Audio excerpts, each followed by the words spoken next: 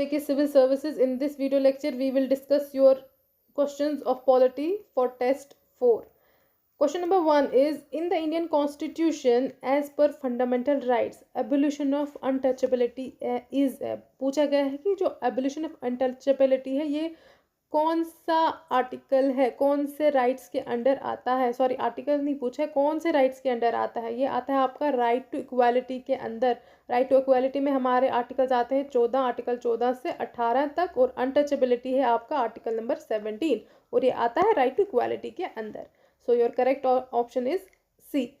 Question number 2 is, the 86th Constitutional Amendment Act of 2002 inserted which of the following articles in the Constitution of India? कौन सा article add किया था इस amendment के द्वारा? It was your article 21A, ठीक है, जिसमें 6 से 14 साल के बच्चों के लिए फ्री एंड कंपल्सरी एजुकेशन कर दी गई थी। Question number 3 is, which part of the constitution is called as Magna Carta? It is part 3rd of our constitution, ठीक है। इसमें जो फंडामेंटल राइट्स हैं, फंडामेंटल राइट्स को कहाँ से बोरो का आइडिया कहाँ से बोरो किया गया है? United states of America. और पार्ट 3rd को कलेक्टिवली या फंडामेंटल राइट्स को क्या कहा जाता है? Magna Carta. The right to property, question number 4 is, the right to property is no more a fundamental right, ठीक है ना, by virtue of which of the following amendments. मतलब कि राइट टू प्रॉपर्टी जो पहले एक फंडामेंटल राइट था, अब इसको फंडामेंटल राइट्स की लिस्ट से हटा दिया गया है। कौन सी अमेंडमेंट थी वो? 44th कॉन्स्टिट्यूशन अमेंडमेंट थी 1978 की, और इसको फंडामेंटल राइट्स की लिस्ट से निकाल के कहाँ कर दिया था शिफ्ट? कॉन्स्टिट्यूशन के पार्ट 12 में, और आर्टिकल है आपका 300A, ठीक है। Question number 5 is your, prohibition of discrimination on grounds of religion, race, caste, sex or birth or place of birth is a fundamental right classified under, ये हमने पढ़ा हुआ है, it is under your right to equality. That's all for today. Thank you. Hello everyone, welcome back to JK Civil Services. Here are the answers of your today's MCQ series, और आपका topic क्या था? Human blood circulation, ठीक है। सो पहला question देख लीजिए, the human heart is dash. Human heart कितने चैम्बर्स का होता है? ठीक है, देख लीजिए, ह्यूमन हार्ट में 4 चैम्बर्स प्रेजेंट होते हैं, right auricle, left auricle, right ventricle and left ventricle, ठीक है। So correct option is C option, ठीक है। नेक्स्ट देख लीजिए, pulmonary vein carries dash.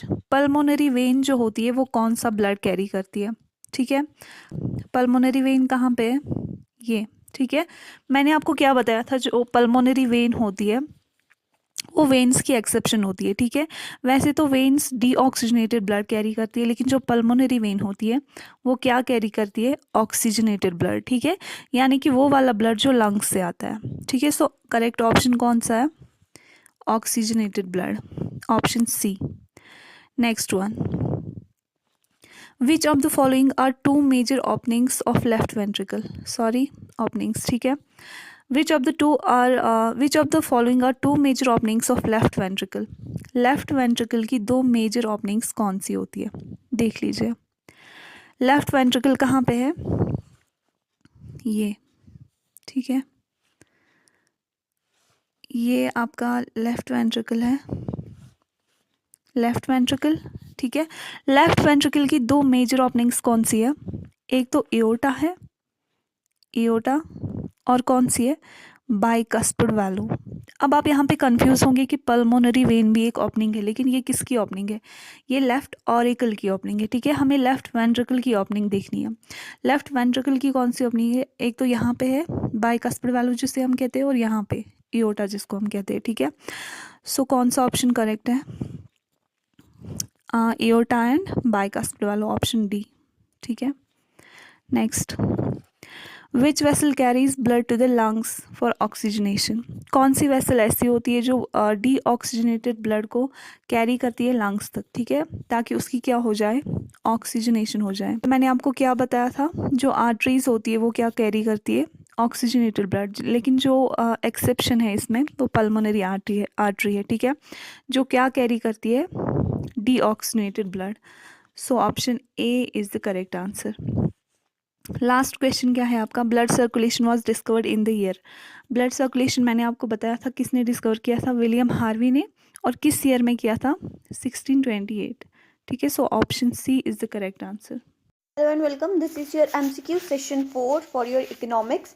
So our first question is, in disguised unemployment, marginal productivity is your option number 1 positive, negative, 1 या 0. So its correct option is 0, क्योंकि हमने पढ़ा था आज के लेक्चर में कि जो जब हम एक्स्ट्रा एम्प्लॉयर को जो है वो है एम्प्लॉयड करते हैं, ठीक है, तो वहाँ पे जो उसकी मार्जिनल प्रोडक्टिविटी होती है, जो इसका मतलब होता है जो एक्स्ट्रा आउटपुट होता है उसका, ठीक है, वो हमेशा 0 रहता है। ठीक है, इसके बाद आपका सेकंड क्वेश्चन है, chronic unemployment persist in the economy for, मतलब कितने टाइम के लिए जो क्रॉनिक अनएम्प्लॉयमेंट है वो आपकी इकोनॉमी में रहती है। आपका ऑप्शन नंबर 1 है longer period, shorter period, temporary period या फोर्थ नो पीरियड। तो इसका जो करेक्ट आंसर है वो है लॉन्गर पीरियड, क्योंकि हमने पढ़ा था कि एक बार एक पर्सन जो है वो विशियस साइकिल ऑफ पॉवर्टी के अंडर अगर आ जाता है तो वो कभी भी जो है पॉवर्टी से बाहर या अनएम्प्लॉयमेंट के बाहर जो है वो नहीं निकल पाता। ठीक है, तो इसका जो करेक्ट आंसर है वो है option number A, that is longer period. आपका जो थर्ड क्वेश्चन है, अच्छा ये आपका जो क्वेश्चन है ये रिपीट हुआ है, जिसका आंसर है वापस 0, जिसमें हमने ऊपर डिस्कस किया डिस्गाइज्ड अनएम्प्लॉयमेंट की जो मार्जिनल प्रोडक्टिविटी है वो हमेशा 4 रहती है। आपका क्वेश्चन नंबर 4 है, प्रधानमंत्री street vendor Atmanirbhar Nidhi started by, ठीक है, ये आपकी स्टार्ट हुई है, किसने की है, ministry of housing and urban affair, ministry of skill development and entrepreneurship, ministry of rural development, या फिर आपका ministry of road and transport. तो इसका जो करेक्ट ऑप्शन है वो है option number A, that is your ministry of housing and urban affair. ठीक है, इसके बाद आपका लास्ट है, periodic labour force survey replace employment and unemployment survey in the year of, ठीक है, किस ईयर में इसने रिप्लेस किया है, 2015-16, 2016-17, 2020-21, 2017 एंड 2018। देखिए हमने पीरियोडिक लेबर फोर्स सर्वे के बारे में आज आपके साथ डिस्कस किया था, बट इसका जो टाइम था वो मैं आपको बताना भूल गई थी जब मैंने जो पीरियोडिक लेबर फोर्स सर्वे ने जो है इसको रिप्लेस किया। इसका जो करेक्ट आंसर है वो 2017 और 18 है, क्योंकि 2017-18 के बाद ही जो आपका पीरियोडिक लेबर फोर्स सर्वे जो है उसने रिप्लेस किया है आपके एम्प्लॉयमेंट अनएम्प्लॉयमेंट सर्वे को। Welcome dear students to JK civil services. आज के इस लेक्चर में हम करने जा रहे कुछ important MCQs on continuous pattern series. Already हमारा lecture on continuous pattern series upload हुआ है जेके सिविल सर्विसेज की यूट्यूब चैनल पे, जहां पर आप जाकर उस लेक्चर को देख सकते हो और फिर उसके बाद ये एमसीक्यूज आप बहुत ही ईजिली सॉल्व कर सकते हो। So here goes the MCQ number first. अगर हम एमसीक्यू नंबर फर्स्ट को गौर से एनालाइज करोगे तो सबसे पहले हम क्या करेंगे, हमने ऑलरेडी डिस्कस किया है कि इस सीरीज़ के क्वेश्चंस में हमें काउंट करने पड़ते हैं in maximum cases number of letters, और जब हम यहाँ पर नंबर ऑफ लेटर्स काउंट करेंगे तो हमारे पास कुल मिलाकर बनते हैं 20 लेटर्स। अब 20 लेटर्स को कैसे आप डिवाइड करोगे, कैसे ग्रुप्स में डिवाइड करोगे, या तो 4-4 करके या 5-5 करके भी कर सकते हैं, या 2-2 करके भी कर सकते हैं, लेकिन 2 छोटा हो जाएगा। और अब देखेंगे हम कैसे हम इस पैटर्न को बना सकते हैं। अगर हम ट्राई करेंगे 4 करके तो ये देखिए 1 2 3 और 4, इसका मतलब यहाँ पर जी रिपीट होना चाहिए जो नहीं हो रहा है। अगर हम 5 करके करेंगे 1 2 3 4 5 तो जी रिपीट होना चाहिए, हो गया। तो लाइकवाइज लगता है कि इसी किस्म का एक पैटर्न यहाँ पर बनता है। तो हम क्या करेंगे, 5-5 करके इन नंबर्स को डिवाइड करेंगे। तो ये हमारा बनेगा GFE-I, फिर हमारा बनेगा G-EII, लाइकवाइज हमारा बनेगा FEII, और हमारा लाइकवाइज बनेगा GF-II। अगर हम इस सीरीज़ को एनालाइज करेंगे तो G हमारी पहली पोजीशन पर है, दूसरी पर है F। तो जब दूसरी पोजीशन पर F है, यहाँ पर दूसरी पोजीशन पर हम F डालेंगे तो हमारा एक पैटर्न बन गया GFEII। सो GFEII GFEII GFEII, मतलब GFEII G, ठीक है ना, GFEII GFEII GFEII GFEII। सो हमारा जो आंसर इस क्वेश्चन का बनता है वो है IFGIE IFGIE। अब MCQ नंबर 2 पे आते हैं और देखते हैं MCQ नंबर 2 क्या है। अगर हम इस MCQ को देखेंगे तो इसमें हम सबसे पहले काउंट करेंगे हमारे पास डिजिट्स कितने हैं, हमारे पास लेटर्स कितनी है, दैट इज़ 12। अब 12 को कैसे हम डिवाइड करेंगे, या तो 3-3 करके या तो 4-4 करके। अब हम यहाँ पर 3-3 करके 12 को डिवाइड करेंगे। अब देखिए हमारे पास फिर क्या पैटर्न बनेगा, हमारे पास क्या पैटर्न बनेगा, दैट इज़ डैश ST, फिर हमारा बनेगा T-T, फिर हमारा बनेगा T-T, लाइकवाइज हमारा बनेगा TS-। तो अगर हम देखेंगे हमारी दूसरी पोजीशन पर है S, तो यहाँ पर दूसरी पोजीशन पर हम S डालेंगे तो बना TST, मतलब हमें पैटर्न मिला TST। तो हमारा जो पैटर्न है वो है TST। तो लाइकवाइज यहाँ पर आएगा हमारा TST। तो हमारा जो आंसर बना है TSST, मतलब TSST। सो ये हमारा आंसर है इस क्वेश्चन का D। अब देखिए हमारा MCQ नंबर 3। अगर हम अपने MCQ नंबर 3 को देखेंगे तो यहाँ पर हम एक सेट पैटर्न बनाने की कोशिश करेंगे। तो हम देखेंगे कि हमारे पास है B-CCA। तो यहाँ पर पता चलता है कोई सेट पैटर्न तो दिखता नहीं है, लेकिन हम यहाँ पर इनको सीक्वेंस में एक सीक्वेंस दे सकते हैं। अब देखिए यहाँ पर क्या है, हमारे पास है B-CCA। तो 5-5 करके हम इसको डिवाइड करेंगे, क्योंकि हमारे पास टोटल जो यहाँ पर है वो 20 है। इसके बाद हम लिखेंगे CCA-B, फिर लिखेंगे A-BBC, तो फिर लास्ट में लिखेंगे -BC-A। लेकिन इस क्वेश्चन में हमें क्या पता चलता है कि हमारे पास है C और CC, लाइकवाइज BB। तो लाइकवाइज हमें पता चलता है कि BB होगा, CC होगा, AA होगा। अब देखिए B के बाद होगा B, तो BBCCA, लाइकवाइज CCAAB, मतलब 2 डिजिट्स रिपीट होते हैं, फिर एक सिंगल डिजिट यहाँ पर आता है CCAAB। यहाँ पर फिर क्या होगा AABBC, लाइकवाइज यहाँ पर क्या होगा, ठीक है ना। देखिए C के बाद आएगा C, तो CC, ठीक है ना, CCAA सिंगल है तो B फिर डबल आएगा BB, तो BBCCA। मतलब हमारा पैटर्न क्या यहाँ पर बनता है, BBCCA, फिर ठीक है ना CCAAB, फिर AABBC, लाइकवाइज BBCCA। तो हमारा जो आंसर बनता है वो है BAABC। तो option number 1 is correct, BAABC। अब देखिए क्वेश्चन नंबर 4 अगर हम देखेंगे तो यहाँ पर भी हमें एक सेट पैटर्न दिया हुआ है -BCC-AC-AABB-AB-CC। तो जो काउंट करेंगे डिजिट्स हमारे पास कितने हैं, 1 2 3 4 5 6 7 8 9 10 11 12 13 14 15 16 17 और 18 हमारे पास ये नंबर्स है। तो हम इनको कैसे डिवाइड कर सकते हैं, 2-2 करके भी कर सकते हैं, 4-4 करके भी कर सकते हैं, तो 6-6 करके भी कर सकते हैं। तो यहाँ पर हम अब क्या करेंगे, 6-6 करके इनको डिवाइड करेंगे। तो हमारा जो पैटर्न बनेगा -BCC-A, फिर बनेगा C-AABB, फिर बनेगा लास्ट में -AB-CC। अब देखिए यहाँ पर भी हमें क्या पता चलता है, AA-BB है, ठीक है ना, CC है, मतलब रिपीटेड वर्ड्स है। तो यहाँ पर भी आएगा BB-CC-AA, BB-CC-AA, BB-CC-AA। तो ये रिक्वायर्ड पैटर्न हमारा यहाँ पे बना, बहुत इजी था। देखिए BB-CC-AA, CC-AA-BB, ठीक है ना, AA-BB-C। तो हमारा जो आंसर इस क्वेश्चन का बनता है वो क्या बनता है, वो बनता है हमारा BACAB, जो ऑप्शन नंबर C हमारा है, BACAB। सो ये थे आज के हमारे important MCQs on continuous pattern series. Thank you. अस्सलामु अलैकुम फ्रेंड्स, वेलकम बैक। इस लेक्चर में हम टेस्ट नंबर 6 के सॉल्यूशंस के ऊपर बात करेंगे। तो question number 1, A can do a piece of work in 5 days, B can do that work in 10 days. In how many days can both do that work? बहुत simple सवाल है।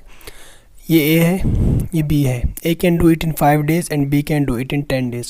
So first of all you have to set the total work. So it's better to set it the LCM of both, तो इन दोनों का LCM क्या होगा, इन दोनों का एलसीएम बड़ा होगा, तो बड़ा क्या है 10, या तो बड़ा होगा या इससे ज़्यादा होगा, तो 10 होगा। 5 10 के टेबल में आता है, इसलिए इसका मतलब 5 ही एलसीएम है, ये कहा था ना मैंने, तो 10। तो अब time total work divided by time is equal to efficiency, 10/5 is equal to, तो इसकी efficiency 2, 10/10 is equal to 1, efficiency इसकी 1 है बी की। जब ये साथ में काम करेंगे तो एफिशिएंसीज क्या हो जाएंगी, ऐड हो जाएंगी। तो अब यहाँ पे टाइम निकालना था, वर्क तो सेम वही है, तो दैट मीन्स हमें पता है एफिशिएंसी होता है बराबर work by time, that means time will be equal to work divided by efficiency. Work था 10 और एफिशिएंसी थी इस केस में 3, तो option number D is the correct answer. A can lay track between 2 stations is in 16 days, B can do the same in 12 days with help of C. देखो A के साथ जो ये काम हो रहा है laying of track, railway track, ये 16 दिन में कर रहा है, तो टाइम है ये, और बी कर रहा है 12 दिनों में। तो इन दोनों को देखकर मैंने इनका एलसीएम चूज़ किया, तो जब मैंने एलसीएम देखा तो 48 आता है, वो आपको पता है, मैंने बताया है कैसे निकालते हैं। तो अब यहाँ से हम एफिशिएंसीज कैलकुलेट करते हैं। 48 divide by 16 is 3, 48/12 is equal to 4। So अब उसके बाद बताया गया था तीसरे का भी, 4 का भी। हाँ, तो जब तीनों काम करते हैं with the help of C they did the job, मतलब सी भी साथ में है, और दे का मतलब इससे पहले ये दो कर रहे थे, so that means 48/4 is equal 12। अब क्या बोल रहा है, then C alone can do the job in, तो सी की बात अलोन, सी अकेले में। अब ए कितना है, ए 3 है, बी कितना है, बी 4 है, मतलब 4 3 7, 12 में से 7 गए तो सी की एफिशिएंसी 5 हो गई। ठीक, अब this is equal to 48 divide by 5, क्योंकि टाइम होता है बराबर total work divide by efficiency. अब देखो 48/5 कहाँ पे है, अब यहाँ पे देखना पड़ेगा कैसे। देखो 9 ये मिक्सड फ्रैक्शन है, ऑप्शन नंबर सी है, 9 5 और 45 ये दो मल्टीप्लाई होते हैं और ऊपर वाला ऐड, सो 9 3/5 यही हो गया 48/5। 9 5 और 45 प्लस 3 डिवाइड में नीचे वाला है। देखिए, if Ram and Shyam together can build a house 10 days, Ram and Arun can do build in 12 days, Shyam and Arun can build in 15 days। तो इसमें 3 कॉम्बिनेशन, राम श्याम, राम अरुण, श्याम अरुण, तो 10 12 और 15 days बन रहा है। तो ये जो दिया हुआ ना, इनका एलसीएम अगर देखोगे तो वो 60 आता है। तो मैंने टोटल वर्क सेट किया 60, क्योंकि हम खुद सेट करते हैं, जैसा मैंने आपको उस लेक्चर में समझाया है ये। तो 60/10 एफिशिएंसी इसकी ए आई, इन दोनों की एफिशिएंसी 5 आई, इन दोनों की एफिशिएंसी 4 आई। अब देखो मैंने इन तीनों को ऐड किया, जैसा मैंने आपको ये दिखाया है लेक्चर में कैसे आया ये। तो ये आता है twice r plus a plus s, यानी क्योंकि 2 बार है, आर 2 बार है, ए 2 बार है, एस 2 बार है, तो ट्वाइस। अब खाली आर ए एस का कैसे आ सकता है, ये 2 डिवाइड में चला जाएगा, 15/2। अब टोटल वर्क किसके बराबर, टाइम किसके बराबर होता है, टाइम होता है बराबर टोटल वर्क या work divide by efficiency. Work कितना है 60 और एफिशिएंसी कितना है 15/2। जब डिवाइड के नीचे डिवाइड होता है तो इसको ऐसे लिखते हैं 16/15 ही, और ये 2 ऊपर जाता है मल्टीप्लाई में, तो 15 1 15 15 4 हज़ार, तो 4 2 8, मतलब C is the correct answer. A and B can do a piece of work in 10 days। अब ऐसे इस तरह से ये क्वेश्चन आप पढ़ लो, सेम चीज़ है, A plus B 10 days, B plus C 12 days, A plus C 15 days, same आएगा इसका एलसीएम, और ये 3 की एफिशिएंसी आएगी। लेकिन इसमें फिर ए का पूछा था अलग, तो ये तो आपको सेम निकला यहाँ पर, ए प्लस बी प्लस सी, ये ट्वाइस ए प्लस बी प्लस सी, तो ये आया 15/12 के बराबर, 15/2 के बराबर। अब क्या पूछा है यहाँ पर, how long will A take to do it alone. अब खाली ए का पूछा है, तो आपको पता है ए प्लस बी प्लस सी की एफिशिएंसी कितनी दी गई है, 15/2 दी गई, नहीं निकाली हमने, तो आपको ए की निकालनी है, तो बी प्लस सी यहाँ पर है 15 है, तो that means A is equal to 15/2 minus कितना 5, तो 5 2 10, ये होगा बराबर 15 माइनस 10/2, और दैट इज इक्वल टू 5/2। सो 5/2 क्या है, इसकी एफिशिएंसी ए की, 5/2 ए की एफिशिएंसी है, तो दैट मीन्स वर्क डन कितना होगा 60 डिवाइड बाई 5/2, ये 2 ऊपर जाएगा, 60 यहाँ पे लिखता हूँ मैं, 60/5 into 2, so 5 1 5, 5 1 5 5 2 10, so 12 and 2 is 24 is the correct answer. A is 3 times as efficient as B. If B can do a work in 20 days, in how much time both of them can complete that work? तो ये भी बहुत आसान है, A की efficiency है 3 times B के, तो फिर दिया गया है B can do work in 20 days, B can do in 20 days. मैंने खुद टाइम सेट किया 40, 20 भी कर सकता, 40 मैंने 40 सेट किया। तो इसके रेस्पेक्ट में एफिशिएंसी कितनी आई, 40 डिवाइड बाई 20 इज़ 2। तो अगर इसकी एफिशिएंसी 2 आई तो इसकी कितनी होगी फिर ए की, क्योंकि ए है 3 टाइम्स बी, इसकी फिर 6 होगी। और जब ये एक साथ काम करेंगे तो एफिशिएंसीज ऐड हो जाएंगी, तो 8 आएगा। टोटल वर्क है 40, टाइम लगेगा 40 divide by 8, that is equal to 5 days is the correct answer.